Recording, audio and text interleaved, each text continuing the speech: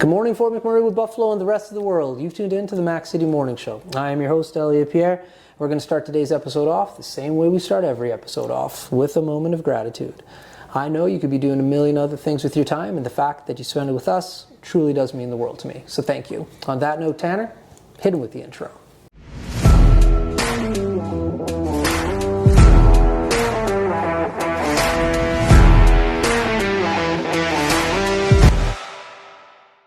How's it going, you guys? It's Jake White, JJW, coming at you from NOHA Toyota in Fort McMurray. Just wanted to say hi and come on down, check the place out. Hi, my name's Richard. I'm the service manager here at NOHA Toyota. Hi there, I'm Adam. I'm here at NOHA Toyota. I'm a product advisor. Hi, I'm Cass. I'm the appointment coordinator. Happy to help you. Hey, it's Keith Simpson here. I'm the general manager of NOHA Toyota, soon to be Fort McMurray Toyota. Pretty excited for our new dealership. As you've seen, you met all my staff. These guys are all my family. We're here to take care of you.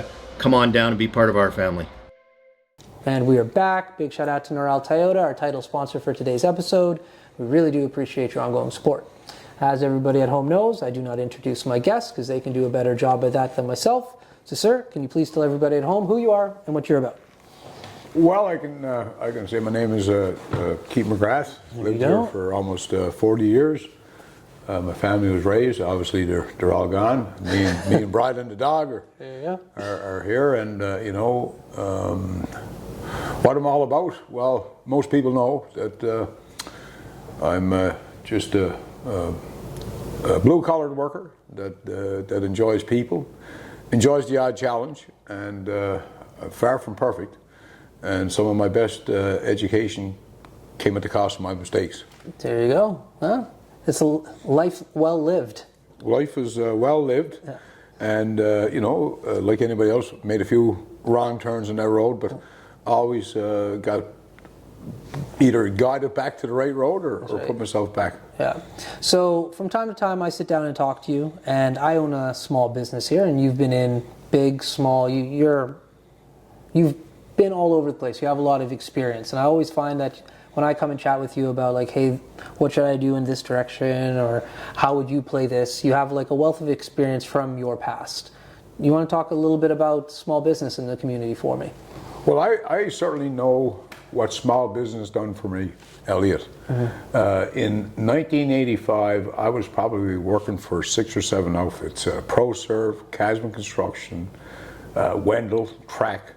That's what he called himself. That's old school. Paul from Birchwood Excavating, Skinner Landscaping, Motion Construction. That's how I got to learn what small business was. Right. So for every job at the plant, the understanding is probably 3 or 4 spin-offs in town. Mm-hmm. So small business is the heartbeat of any community, and guys like Vargo, Casman, McEachran, lots of guys that have small business, the Bougiers, later on in life, big companies like Marty. Small business, I had my go at that, and that prepared me, I think, for working for like the Clempe family for years. Mm-hmm. But it also brings you home to work with the local people. Mm-hmm. And maybe that's why I get passionate about, in the last 6 weeks, 2 months, a lot of good people in Fort McMurray were, waiting for a couple more years to retire, but they got packages and stuff, and some, young, that weren't ready for a package. Mm-hmm. So when you see that in the big outfits, you start to get yourself exposed to experience. And that experience starts with small business. And I would say that Peter and Vera Nelson, that owned the All Sands Hotel, not only did I work for him, and the Blumenshines that owned the Red Roosters back then. He kept me busy in the daytime, and Peter and Vera in the nighttime. And then, Butch managed and then he became part owner. Right. But I learned firsthand what small business was when Peter and Vera built me a place in the hotel. And I think it was after me and Chief Fern were up on the roof looking for a place to live. Yeah. So I know about small business. And then, the Hills. The Hills Pharmacy. Yes, that's right. Mr. Hill financed my first ghetto blaster. And I just walked over. Irv Williams across the street at Esso on Franklin Avenue financed the Chevy truck for me. Yeah. So my relationship, Mrs. Jean, was over across the street then as well, good friends of Peter and Vera's. So small business, I believe, is almost a thread that still is strong today. But there's so many ways you can look at small business, you know, like a home business. But I liked walking into the storefront and looking at Mr. Hill, and I'll never forget, I was a teenager, and I said, man, it had this big ghetto blaster, and I was the disc jockey. Yeah. And I couldn't wait to put that big on my shoulder. I remember going over to Shields, he was the MP, and his sons were good. And that was when we gave away a trip on a diversified bus, going to see Joan Jett and the Black Arcs, and somebody else. And me and Eddie King were the good DJs. Yeah. We had experience from Bronco Billy's. But small business is a community-led institution. Yeah. And today there's so many competing factors. You know, it's hard to buy a piece of wood downtown for, I don't know, $20 when you can, somebody drops off your door for $2. I don't know how they do it. Yeah. But you take like home hardware, like a Robbie's place down there. There's service with a small, and there's always unique stuff there. And I remember Bride got me for Father's Day a steering wheel clock, and we still have it. It was almost like a family heirloom. And I remember my father-in-law, big smile, because I think that clock was one of my 14 cold paychecks. So he said, and I remember him putting his hand like this, he says, you know, you might want a little help this month. But anyways, it's small business to me is your kickstart to your career that has led me many different places. I work for corporate Canada, and I work for the Klemke family, and I work for small business. So I haven't really I can't tell you I worked in 15 different places because I've enjoyed people. Yeah. And I've worked with big unions, I've worked with no unions. But at the end of the day, no matter where you work, no matter what business you're in, it's all about, not about what you're making, is how people make you feel. Right. And I screwed that up a few times. I did, yes. Obviously, I mean, you get the pressure of moving dirt and stuff. And like I say, though, at the end of the day, the friendships I have today were formed from that start of small business. Now, let's talk about friendships. You guys are all on council, you're all friendly with one another. We've had some of your colleagues on the show as well. We have like a few of them coming out this week. One of the topics that piqued my interest, I think it was Funky that brought it up, I'm not sure, maybe it was Alan, I don't remember, but it was about transportation. Now they were talking about bus transportation, but roads in general. Like, do you have anything to elaborate on that topic? You know, I go back to Mr. Carberry and Mr. Morgan. That's the first transportation committee I served on. And then when we councillors were more involved, we had 4 subcommittees. Okay. So I was the chair of the transportation committee with Councillor Alt. But transportation is just not tires on the road. It's planes in the sky that we should be get probably a little less north and more local. Transportation is a movement of people, trades, and it's working collaboratively with the other levels of government. Right. You know, when we built like Highway 69, Airport Road, whatever you want to call it, we built it 3 times on our nickel. So now we have a medium that you can land a 747 on. We have traffic lights that haven't been a purpose in decades. 3 or 4 speed limits. But it seemed to me we also had meetings, and it was Chief Fern and President Rue and myself, a couple of councillors, Councillor Black, and supporters of Senator Black. We had some things moving, because obviously when anybody wants to think we move quickly on stuff, look at our Hospital Street Bridge. I reported that thing in the morning. We got struck the same day twice, and it seemed like nobody believed me. But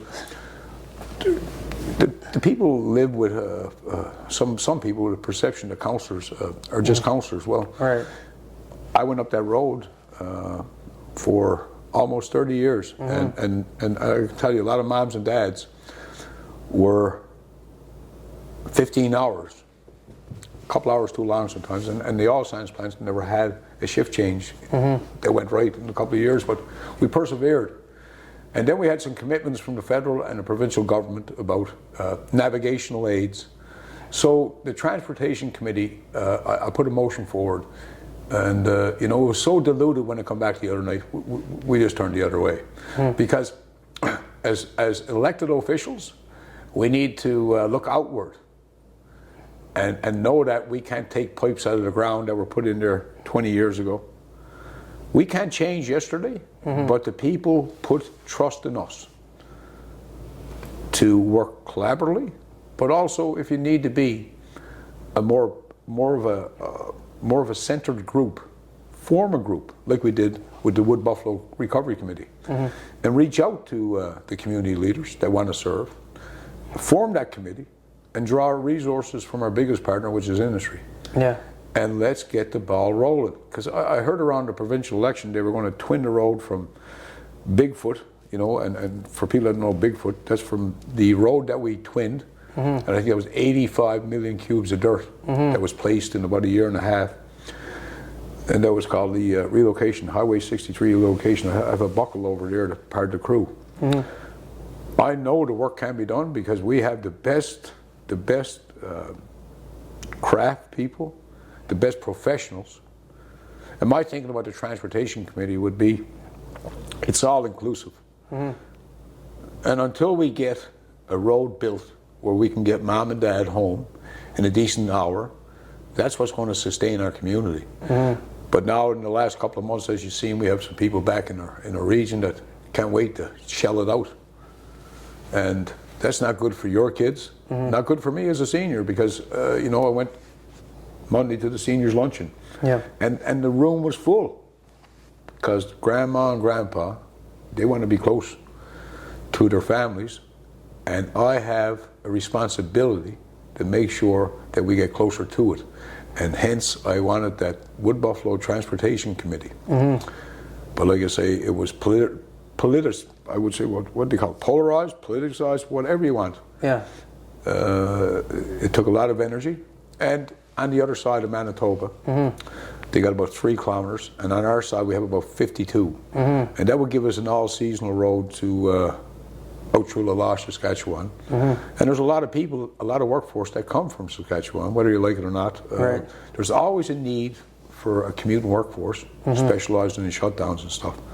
But you can see that we are vested in the community with our mortgages, with our families, with our lives, and I think we own our seniors and the elders. That representation around the table is very diverse. There you go. Awesome. We're going to throw to a quick ad from Carrie from Patchouli Rose. Carrie, take it away. Hi, it's Carrie with Patchouli Rose Herbal Apothecary. I know our summer is coming quickly to an end. And during the summer, we always think of applying our sunscreen, but sunscreen is a product that we should be using every day of the year to protect our skin against harmful UVA and UVB rays, also against premature aging. I have a product called Dandelion Harvest, which is moisturizing, anti-inflammatory, and is great for anti-aging. You can use this every day of the year, and it's very moisturizing. If you want to check this product and any of my other products out, please go to patchoulirose.com. Now we're back. Well, Keith, I got to get running because I got to go pick up a little boy. But before I cut you loose, you get a shameless shout out or plug. So you got the mic, the camera, the lights. Have fun. I want to say a big thanks to all the people here in 23 that have volunteered for many organizations to make this community such a give and kind community in a time where we could all use a little help. So I would say, Elliot, thanks to people like yourselves that do volunteers around work and try to promote our community for what it truly is, and as a kind community.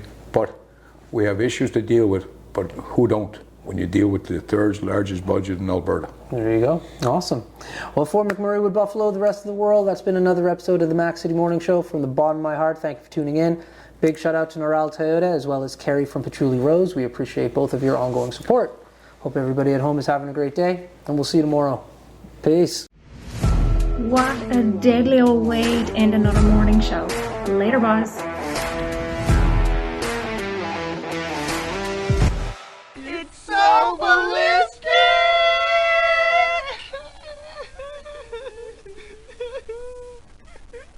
Talk about quenching your ugly thirst.